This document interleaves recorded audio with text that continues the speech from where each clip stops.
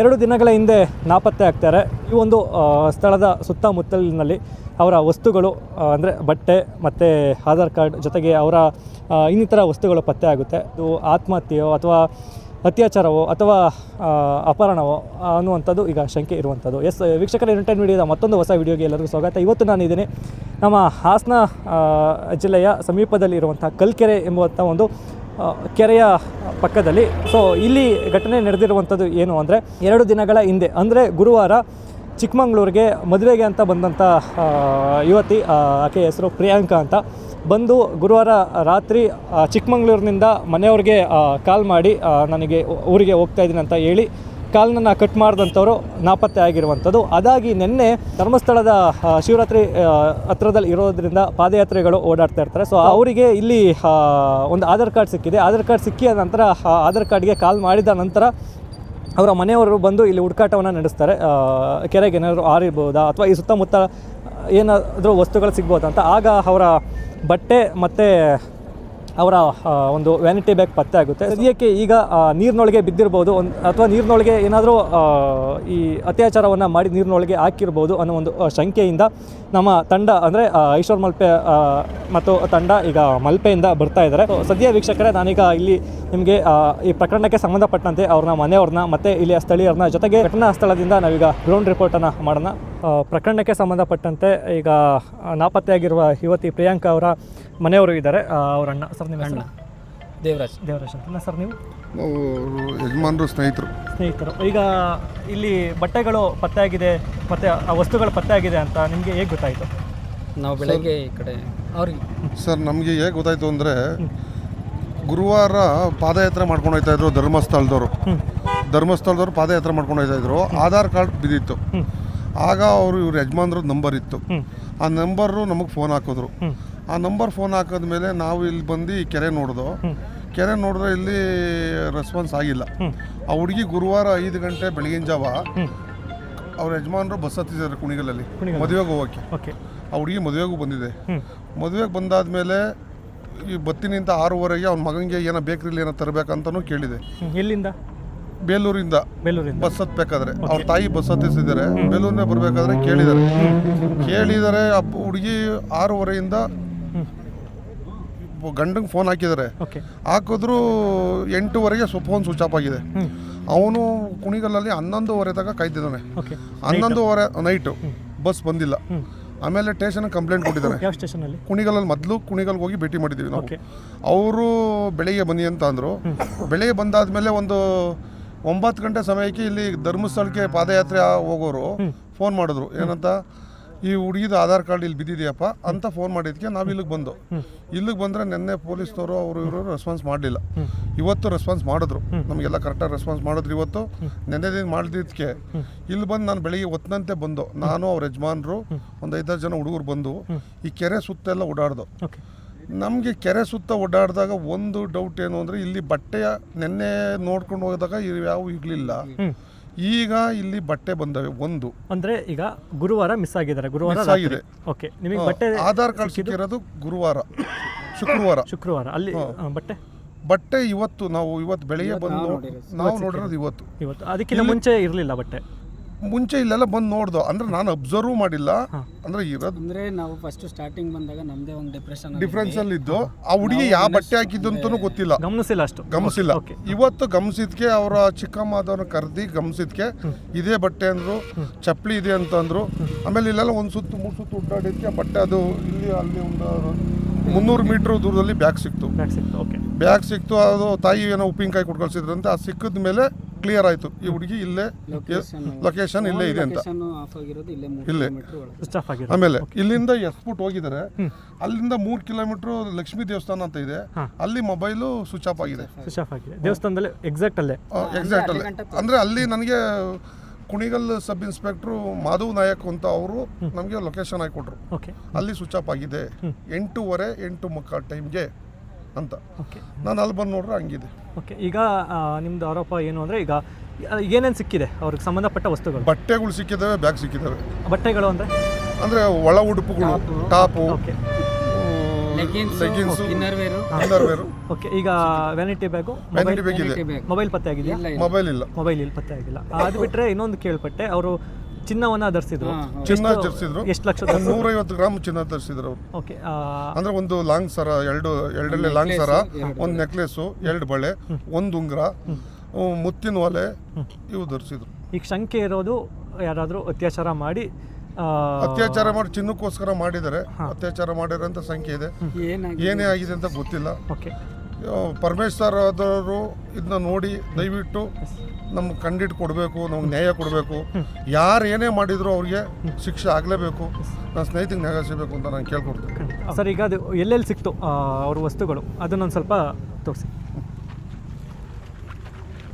ಇಲ್ಲಿ leggings plus ಬ್ರಾ, inner, underwear, ಇಲ್ಲಿ plus ಚಪ್ಪಲ್, slipper, ಇಲ್ಲಿ ಮುಂದೆ ಇದರಲ್ಲಿ ಅಲ್ಲಿ ಹೋಯ್ತಾ ಮುಂದೆ ಅಲ್ಲಿ ಟಾಪು.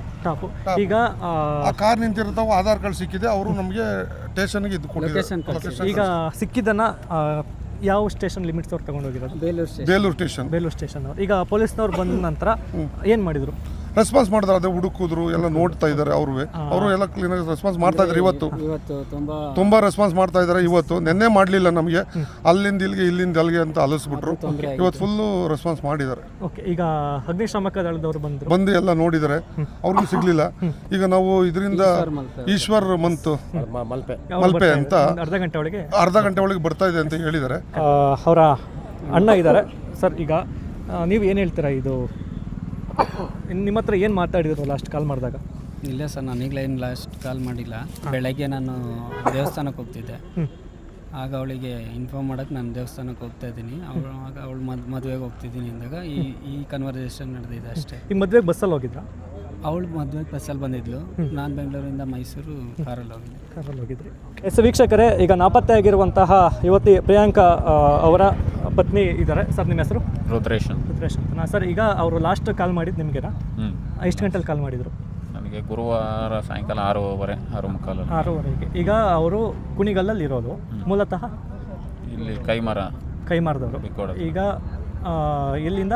ಕುಣಿಗಲ್ಲಿಂದ ಯಾವತ್ತು ಹೋಗಿರೋದು ಮದುವೆಗೆ? ಗುರುವಾರ ಬೆಳಿಗ್ಗೆ ಹೋಗಿದ್ದಾರೆ. ಇನ್ನು ಗುರುವಾರ ಬೆಳಗ್ಗೆ 5 ಗಂಟೆಯಲ್ಲಿ ಮದುವೆ. ರಿಟರ್ನ್ ಅವತ್ತು ಈವ್ನಿಂಗು 6:30 ಬಸ್ ಹತ್ತಾ ಇದ್ದೀನಿ ಅಂತ ಹೇಳಿದ್ರು. ಎಲ್ಲಿಂದ?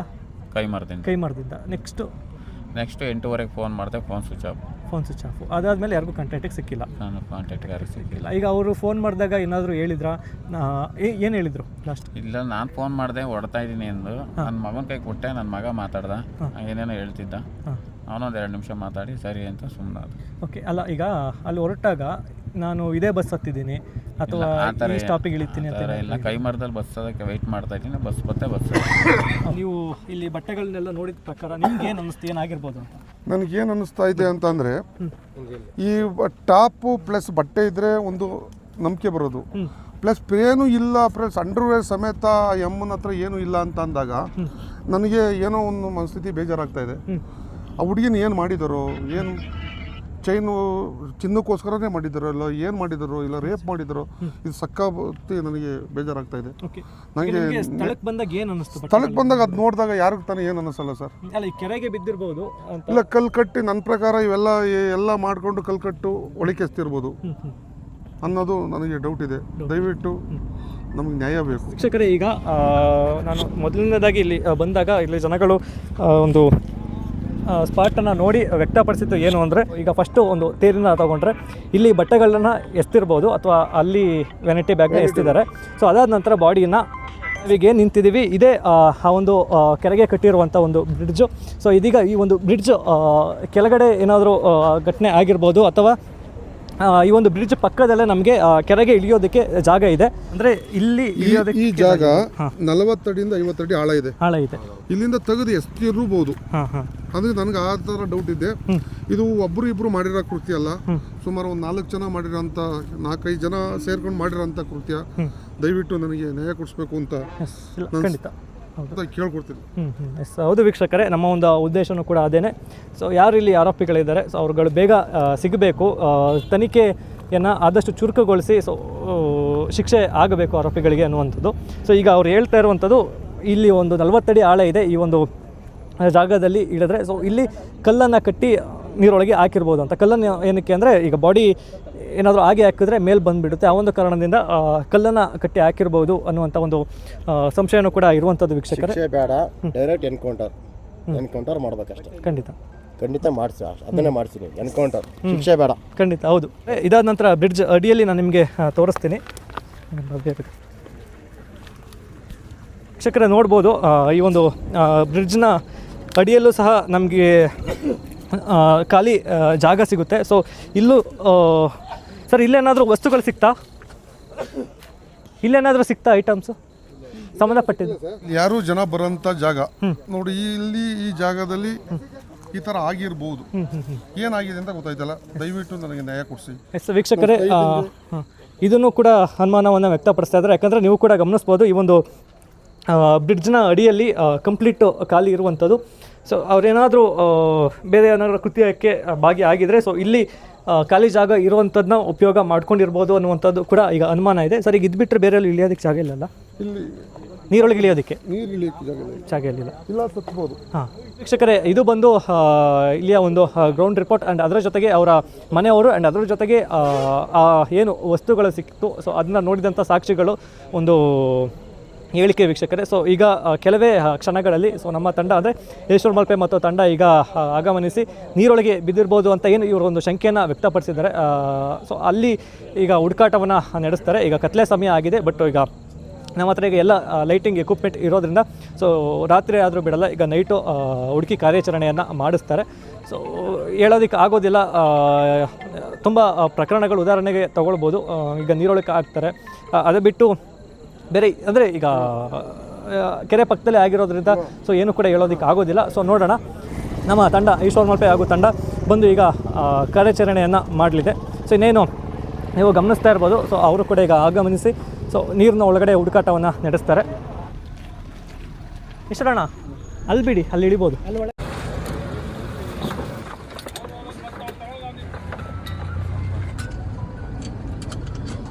ವೀಕ್ಷಕರೇ, ಇದೀಗ ಈಶ್ವರ್ ಮಲ್ಪೆ ಅವರು ನಾವೀಗ ಏನು ನಿಂತಿದ್ದೀವಿ ಈ ಒಂದು ಸ್ಥಳದಿಂದ ಈಗ ನೀರಿನ ಒಳಗಡೆ ಇಳಿತಾ ಇದ್ದಾರೆ. ಯಾಕಂದರೆ ಈ ಕೆರೆಯ ಉದ್ದಕ್ಕೂ ನೀರಿನ ಒಳಗಡೆ ಇಳಿಯೋದಕ್ಕೆ ಅನುಕೂಲವಾಗಿರುವಂಥದ್ದು ಇದೇ ಒಂದು ಜಾಗ. ಮತ್ತು ಇನ್ ಕೇಸ್ ಯಾರಾದರೂ ನೀರೊಳಗೆ ಅಂದರೆ ಈ ಅತ್ಯಾಚಾರಿಗಳು ನೀರೊಳಗೆ ಏನಾದರೂ ಬಾಡಿನ ಹಾಕಬೇಕು ಅಂದರೆ ಇದೇ ಒಂದು ಸ್ಥಳದಲ್ಲಿ ಹಾಕುವಂಥ ಚಾನ್ಸಸ್ಗಳು ಇರುತ್ತೆ ವೀಕ್ಷಕರೇ. ಸೊ ಹಾಗಾಗಿ ಈಗ ಇಲ್ಲಿ ಈಶ್ವರ್ ಮಲ್ಪೆ ಅವರು ಈಗ ನೀರಿನ ಒಳಗಡೆ ಇಳಿದು ಹುಡುಕಾಟವನ್ನು ನಡೆಸ್ತಾರೆ.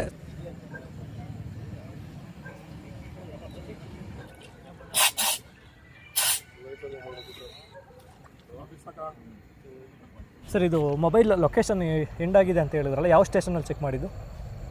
ಕುಣಿಗಲ್ ಸ್ಟೇಷನಲ್ಲಿ. ಕುಣಿಗಲ್ ಸ್ಟೇಷನ್ ಎಲ್ಲಿ ಎಂಡ್ ಆಗಿರೋದು? ಅದು ಎಂಡ್ ಆಗಿರೋದು ಅದು ಹೆಸರು, ಊರ ಹೆಸರು ದೊಡ್ಡಗದ್ದವಳ್ಳಿ ಲಕ್ಷ್ಮೀ ದೇವಸ್ಥಾನ ಹತ್ರ. ದೇವಸ್ಥಾನ ಹತ್ರ. ಅಲ್ಲಿ ಏನಾದರೂ ವಿಚಾರಿಸಿದ್ರಾ? ವಿಚಾರಿಸೋದು ಸಿ ಸಿ ಕ್ಯಾಮ್ರಾ ಎಲ್ಲ ಚೆಕ್ ಮಾಡಿಸಿದ್ರಿ. ಈಗ ಅಲ್ಲಿ ಎಷ್ಟು ಗಂಟೆಗೆ ಲಾಸ್ಟ್ ಆಗಿದೆ? 8:30 ಲಾಸ್ಟ್ ಆಗಿದೆ. ಅಲ್ಲಿ ಸಂಬಂಧಪಟ್ಟ ವಸ್ತುಗಳೇನಾದರೂ ಸಿಕ್ಕಿದ್ವಾ? ಅಲ್ಲೇನು ಸಿಕ್ಕಿಲ್ಲ, ಏನು ಸಿಕ್ಕಿಲ್ಲ. ಮೊಬೈಲ್ ಟವರ್ ಮಾತ್ರ ಅಲ್ಲಿ ಲಾಸ್ಟ್ ಆಗಿದೆ. ಅಲ್ಲಿ ಲಾಸ್ಟ್ ಆಗಿರೋದು. ಓಕೆ, ಇದೀಗ ಈಶ್ವರ್ ಮಲ್ಪೆ ಅವರು ನೀರಿನ ಒಳಗಡೆ ಎಲ್ಲ ಹುಡುಕಿ ಈಗ ಮೇಲೆ ಬಂದಿದ್ದಾರೆ. ಸೊ ನಮಗೆ ಮೇಲ್ನೋಟಕ್ಕೆ ಕಾಣಿಸುವಂಥದ್ದು ಅಲ್ಲಿ ಏನೂ ಸಿಕ್ಕಿಲ್ಲ ಅನ್ನುವಂಥದ್ದು. ಈಗ ಒಳಗಡೆ ಹೋದಾಗ ಸೊ ಅವ್ರಿಗೆ ಏನಾದರೂ ಒಳಗಡೆ ಏನಾದರೂ ಪತ್ತೆ ಆಯಿತಾ, ಬೇರೆ ಏನಾದರೂ ವಸ್ತುಗಳು? ಸೊ ಮತ್ತು ಇನ್ನು ಮಾಹಿತಿನ ತಿಳ್ಕೊಳ್ಳೋಣ. ಏನಿಲ್ಲ, ನಮ್ಮ ಪೊಲೀಸ್ ಇಲಾಖೆಯವರು ತುಂಬ ಸಹಕಾರ ಇದೆ. ಇವತ್ತು ನಮಗೆ ಬಂದಾಗ ಸಹ ನಮ್ಮ DF ಸರ್ ಹೆಸರು ಗಂಗಾಧರ್ ಸರ್ ಹಾಗೂ ನಮ್ಮ ಎಲ್ಲ ಸಿಬ್ಬಂದಿಗಳು ಸಹ ತುಂಬ ಸಪೋರ್ಟ್ ಮಾಡಿದ್ದಾರೆ. ಹಾಗೂ ಸ್ಥಳೀಯರಲ್ಲಿ ಇಲ್ಲೇ ಇದ್ದಾರೆ, ಫೈರ್ ಬ್ರಿಗೇಡ್ನವರು ಬಂದಿರ್ಬೋದು ಬೆಳಗ್ಗೆಯಿಂದ.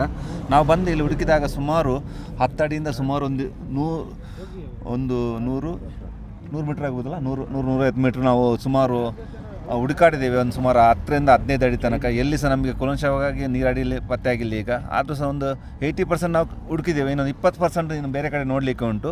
ಆ ಜಾಗ ನಾವು ನೋಡ್ತೇವೆ. ನಾವು ಹೇಳೋದು, ಆ ಹೆಣ್ಮಕ್ಳು ಎಲ್ಲದೂ ಬದುಕಿ ಬರಲಿ ಅಂತ ನಾವು ಪ್ರಾರ್ಥನೆ ಮಾಡ್ತೇವೆ. ಆದರೆ ಆ ಮನೆಯಲ್ಲಿ ದುಃಖ ಸಹಿಸಿಕೊಳ್ಳೋ ಶಕ್ತಿ ಆ ಪರಮಾತ್ಮ ಕೊಡಲಿ. ಇದೊಟ್ಟಿಗೆ ನಮಗೆ ಡಿಪಾರ್ಟ್ಮೆಂಟ್ನವ್ರು ತುಂಬ ಸಹಕಾರ ಕೊಟ್ಟಿದ್ದಾರೆ. ರಾತ್ರಿಯಿಂದ ಇಲ್ಲೇ ಇದ್ಕೊಂಡು ನಮಗೆ ಇಲ್ಲಿನ ಸಿಬ್ಬಂದಿಗಳು ತುಂಬ ಸಹಕಾರ ಕೊಟ್ಟಿದ್ದಾರೆ. ಆದರೆ ನಾಳೆ ಬೆಳಿಗ್ಗೆ ತನಕ ಎಲ್ಲದು ಇತ್ತಂದು ಗೊತ್ತಾಗ್ತದೆ.